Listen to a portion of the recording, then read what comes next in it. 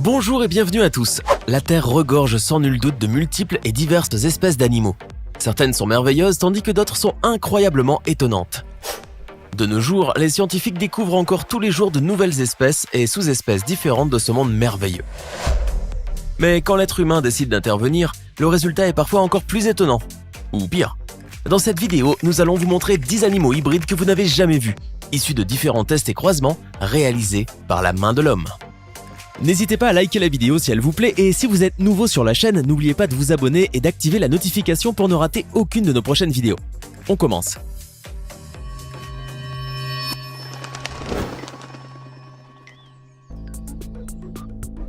Cet animal hybride ressemble à une vache avec une queue de cheval. Bon, c'est à peu près cela. Le Tso est un animal hybride issu d'une vache et d'un yak. Il est très répandu au Tibet, en Mongolie et au Népal. Son utilisation pour l'agriculture est préférée à celle de sa cousine la vache, au vu de la qualité et de la quantité de lait produite par cet animal. En effet, la femelle fournit environ 5400 litres de lait par an, alors qu'une vache adulte produit annuellement, et en moyenne, à peu près 4500 litres de lait. Quant aux mâles, ils sont essentiellement utilisés pour le transport des lourdes charges. Un seul mâle est capable de supporter une charge pouvant aller jusqu'à 600 kg, et ce, grâce à sa robustesse et sa grande résistance, qualité que le yak lui a transmise. Cet hybride est issu du croisement du cheval et de l'ânesse. À l'exception de ses oreilles plus courtes, sa tête est à peu près pareille que celle d'un âne ordinaire.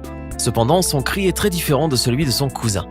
Parce que le sang du cheval coule dans ses veines, le bardeau était très utilisé, notamment en agriculture et pour le transport dans les pays européens à une certaine époque.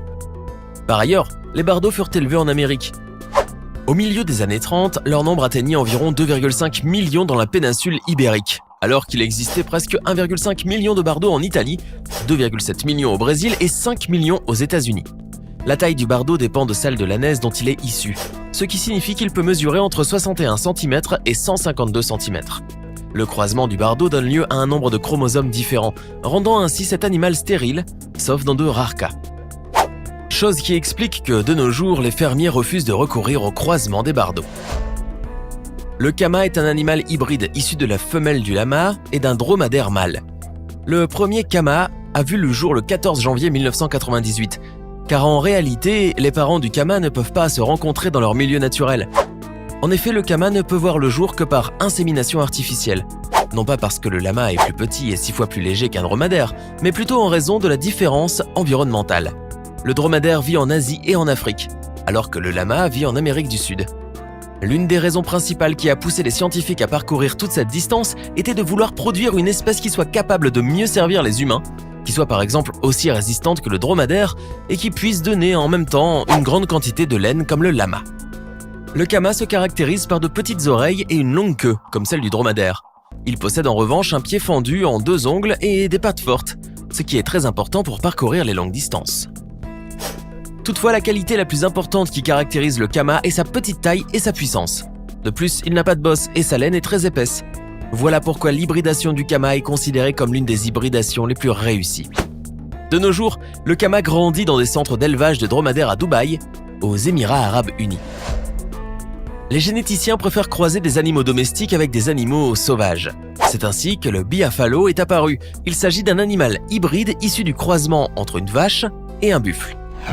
Le premier à avoir réalisé ce croisement est le pionnier américain Charles J.C. Jones, après avoir constaté que des milliers d'animaux d'élevage mouraient sous les tempêtes de neige du Kansas depuis 1886.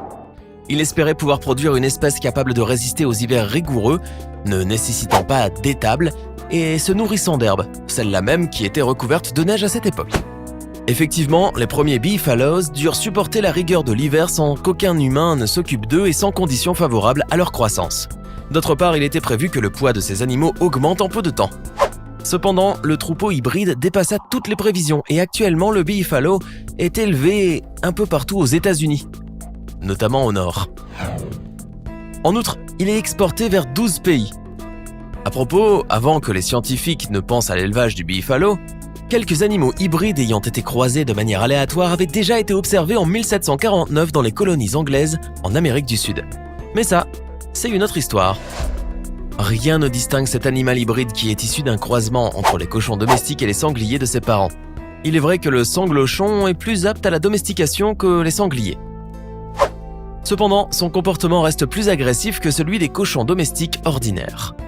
Les scientifiques ont d'ores et déjà essayé de produire une espèce identique au début des années 80, or cela n'a rien apporté de nouveau, étant donné que toutes les espèces de cochons possibles se répondent en Australie, en Amérique du Nord et en Amérique du Sud. Et d'une manière générale, cet hybride ressemble beaucoup à celui qui est produit par insémination artificielle, mais pas en termes de qualité. Ce canard hybride est issu du croisement d'un canard de Barbarie et d'une canne de Pékin. En raison des conditions géographiques différentes, il est impossible de produire l'espèce Mullard de façon spontanée. En effet, le croisement entre le mâle et la femelle nécessite l'intervention humaine, y compris pour l'élevage des petits. En réalité, le but final derrière l'hybridation des canetons est de pouvoir limiter les inconvénients rencontrés chez le canard domestique, tels que la croissance relativement lente et sa faible résistance à la chaleur, chose fort peu pratique dans le domaine industriel, alors que le canard Mullard ne se préoccupe pas beaucoup des conditions d'élevage. De plus, ce dernier se caractérise par une croissance rapide, ce qui signifie une augmentation du poids et une plus grosse production pour l'agriculteur. Cela peut paraître étrange de penser à croiser des abeilles, surtout que tout le monde sait que ces petits insectes ont des propriétaires similaires et non distinctes. Or, l'abeille africanisée, ou abeille tueuse, a une autre histoire aux conséquences terrifiantes. Tout a commencé en 1956 lorsque le gouvernement brésilien a demandé au généticien Warwick Estevam Kerr de produire une nouvelle espèce d'abeille dans le but de produire plus de miel. Effectivement, le scientifique, qui n'avait pas beaucoup d'expérience dans le domaine des insectes, se lança dans la production d'une nouvelle espèce d'abeille productrice de miel en intégrant les caractéristiques des abeilles africaines à celles des abeilles européennes. De cette façon, en effet, il réussit à lancer une nouvelle espèce d'abeille plus forte et pouvant mieux s'adapter, mais surtout capable de produire plus de miel. Malheureusement, cette espèce hybride se caractérise également par son agressivité et sa férocité pour défendre ses ruches. L'expérience aurait pu s'arrêter là. Or, le premier cas d'attaque d'essaim d'abeilles hybrides fut observé en 1967 sur des maisons à Rio de Janeiro, ce qui obligea les forces de secours à secourir aux lance-flammes afin de mettre fin à cette attaque féroce, mais en vain. Les essaims continuèrent leur progression en s'enfonçant dans les terres à raison de 270 km chaque année. Ce qui eut pour résultat qu'au début des années 90, l'abeille africanisée fut observée dans de nombreuses régions des États-Unis. À ce jour, personne n'a encore réussi à combattre ces essaims d'abeilles tueuses. Qu'y a-t-il de plus fascinant que de travailler avec les plus beaux animaux sauvages et les plus féroces d'entre eux ? Bien sûr, on pourrait obtenir un résultat encore plus beau que l'espèce dont il sera issu. Apparemment, les scientifiques se sont posé la même question et ont alors travaillé sur la production du tigron. Il s'agit d'un animal hybride issu du croisement d'une lionne et d'un tigre. L'on sait que les lions et les tigres évoluent séparément depuis 7 millions d'années. Or, ils peuvent toujours se croiser exclusivement dans les eaux, bien entendu, car ils ne se rencontrent pas dans la nature. Le tigron est doté des caractéristiques de la lionne et du tigre. En effet, il hérite des taches de la mère ou des stries du père. Cependant, il est généralement plus petit que le lion, et en outre, son poids d'environ 150 kg est inférieur à celui du tigre. Contrairement au tigron mâle, qui est stérile, la femelle est capable de s'accoupler et de se reproduire.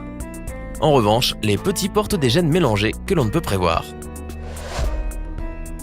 Qu'arrivera-t-il si nous croisons un coyote avec un loup d'Amérique du Nord ? Le résultat sera un coy-loup, une espèce de loup qui ressemble à un grand coyote ou à un loup rouge plus grand que d'ordinaire, contrairement au tigron qui est plus petit que ses parents.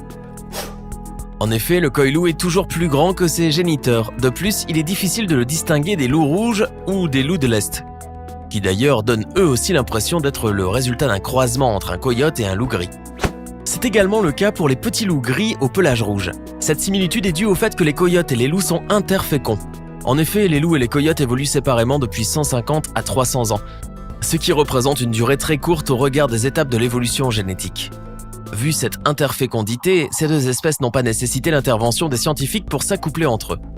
En revanche, les loups européens évoluent séparément des coyotes depuis 1 à 2 millions d'années. C'est pourquoi le croisement de ces deux espèces ne peut se faire qu'avec l'aide des laboratoires. Les scientifiques pensent que l'apparition du coy-loup remonte à la fin du 19e siècle en Ontario, au Canada, lorsque l'abattage massif des arbres et la chasse excessive entraînèrent la diminution du nombre des animaux pouvant s'accoupler, ce qui poussa les animaux restants à se rapprocher des coyotes et même des chiens durant la saison des amours. Aujourd'hui, les coy-loups sont observés dans de grandes villes américaines comme Washington, New York et Boston. Bien que cet hybride puisse naître dans la nature sans l'intervention de l'homme, le premier à avoir essayé de croiser un putois et un vison d'Europe est Dimitri Ternovski, et ce, en 1978. Cet animal hybride se caractérise par son pelage très noir. Il hérite de 2 qualités, une excellente capacité à nager de son parent putois et une capacité à creuser rapidement de son parent vison européen. Mais il est difficile d'en faire son animal de compagnie à cause de son comportement agressif envers les humains. Cependant, il a existé des cas où il a pu accepter l'homme et a été élevé avec succès. Or, la raison première derrière cet hybride et son élevage était la production de fourrure qui est de très bonne qualité et qui dépasse celle de ses géniteurs. Actuellement, on a cependant cessé de produire le Conoric à cause de la difficulté de son élevage et de la diminution du nombre de visons d'Europe, une espèce qui est en danger d'extinction et qui peut disparaître à tout moment. C'était 10 animaux hybrides que vous n'avez jamais vus. Lequel de ces animaux vous a le plus surpris? Faites-le nous savoir dans les commentaires. Si vous avez aimé la vidéo, n'oubliez pas de mettre un pouce bleu, vous abonner et de la partager avec vos amis. À demain, même heure, même chaîne, pour une nouvelle vidéo.